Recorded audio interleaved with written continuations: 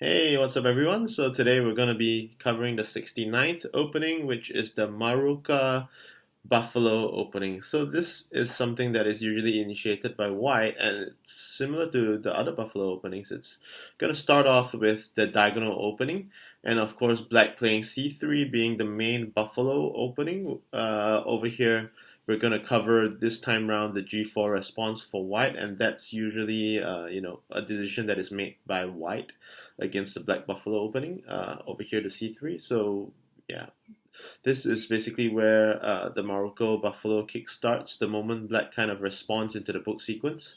Over here, it kind of limits the options for black because if black were to play c5 or maybe g5, I think the follow-up is generally more straightforward for white, and it's quite difficult for black to actually carve out an advantage.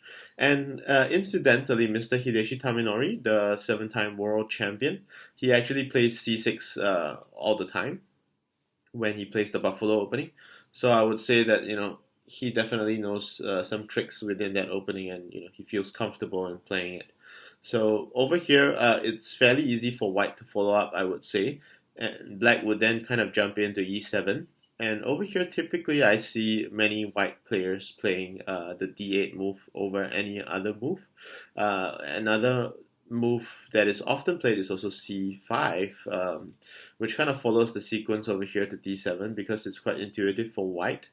But after here, you would go to the tail end of this longest row. You play d3 and black plays c4. This perhaps is one of the most common sequence that I see as well online. And then of course it's easy for white to kind of identify this as the best move because it only flips one disc that is nestled within that group of this. So I think this would be kind of like a typical follow-up sequence for this Maruka Buffalo opening. So I would say that it's fairly easy for white to play, but the back parts may be quite challenging for both sides to play. So it's kind of like a high risk, high return kind of opening, I would say, as opposed to the other Buffalo variations. So if you are someone who likes to explore such an opening, and you want to keep it keep the chances open for both sides as much as possible, then I would kind of recommend this particular opening.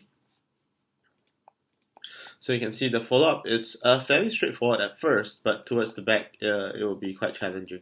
And of course, this is one of the easier response. And of course, if white wanted to complicate the game, then I think f8 or d8 would actually help to complicate the game because this c7 move is fairly challenging as well. And if white follows to c7, black goes here, and then white can extend either take the tail end of it or just take h6. Either one happens. I think c5 happens pretty often.